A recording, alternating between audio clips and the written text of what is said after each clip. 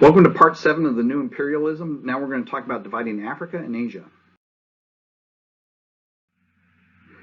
So as we see, the Europeans are going to go to a great extent to extend their dominion and protect it. And of course, the British, as I've already kind of outlined, were first here. In order just to protect its roots to India, it's going to move into South Africa and into the Indian Ocean. And then it's going to move into Eastern Africa, into Egypt and Sudan, into Kenya, Uganda.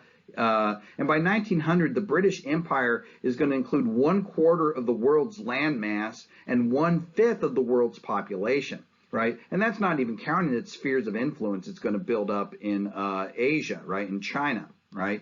All these places supplied raw materials for this juggernaut of British industry, right? And all provided bases that were guarded by the Royal Navy.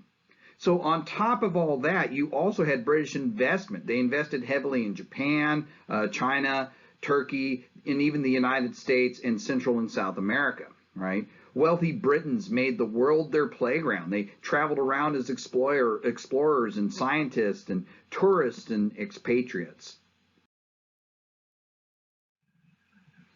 But France is going to get into the empire building game as well. In the 1830s, they're going to begin to try and reconstitute their global empire by conquering much of northern and western Africa, right? The British possessions will still be more lucrative, but it's a start, right? And they're even going to do some strange things. For example, Napoleon III is going to, in a failed attempt, he's going to attempt to establish a puppet French regime in Mexico under Archduke Maximilian of Austria, right?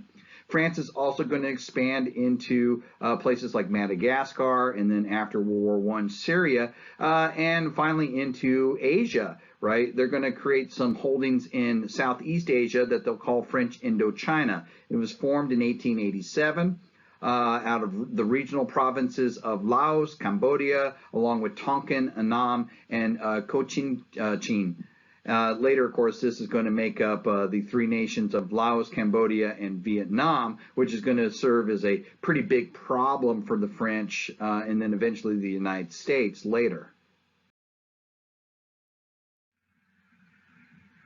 And other European powers are going to get involved as well, right? Germany is only going to be establishing itself after 1870, right? But that's not going to keep them from establishing an empire in East Africa after their reunification. They will also pick up islands in the Pacific, in the Marianas chain, right? Italy is also going to be a late starter, and they're going to concentrate almost totally on the poorest parts of Africa in places like Libya, Eritrea, and Italian Somaliland. And then finally, the Belgian king, Leopold II, is going to be given control of the Belgian Congo and its lucrative rubber trade there in the Congo River Basin by the Congress of Berlin of 1884. The Congress of Berlin was started in 1884 because Portugal had made a bid to control the Congo River Basin, right? But the Congress of Berlin, the European powers would collectively rule against Portugal and hand it over to Belgium. And the Belgian Congo would be one of the few places that would be declared a free trade zone in all of this empire building. But the Belgian Congo was perhaps one of the most brutal of the imperialistic regimes. The native population was exploited ruthlessly by the Belgians at a cost of somewhere between 5 to 10 million lives.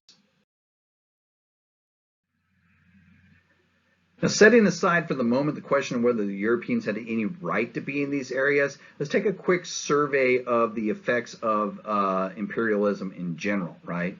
Now, if we were to be optimistic, we would point out that the European imperialists brought with them things like religion and philosophy, economic development, science, medicine, technology, rule of law, right? And a pessimist would counter that by saying, but it also brought with it a legacy of bigotry, cultural insensitivity, economic exploitation, pollution, destruction of the environment, and suppression of the local culture. Matter of fact, by its interference, the Europeans ensured that the native cultures missed out on about 200 years of their own natural development and growth.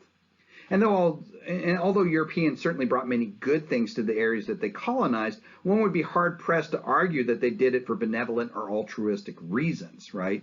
The infrastructure of the European designs on colonization was the extraction of raw materials, not local development, right? Furthermore, the beneficiaries of this extraction was overwhelmingly the Europeans, right? Now, to be fair, tribalism and local corruption in some ways aided the Europeans in this exploitation, but ultimately what we're left with is a long legacy of bloodshed and poverty, especially in Africa, that persists to the present day.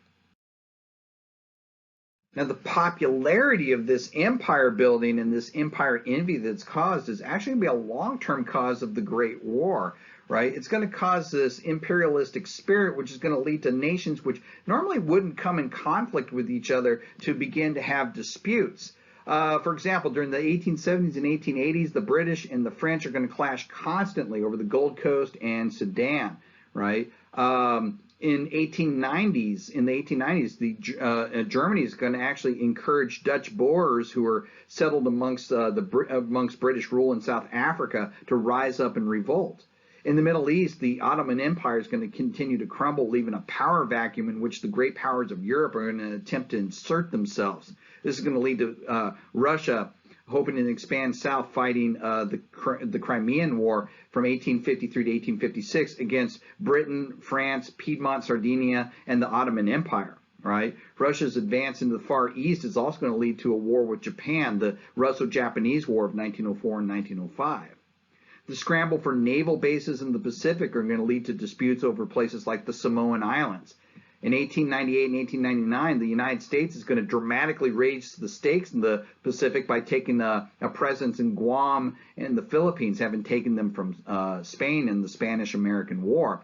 And this is going to lead to later tensions with Japan. Again, that'll culminate into a climax that's going to take place during the Second World War, right?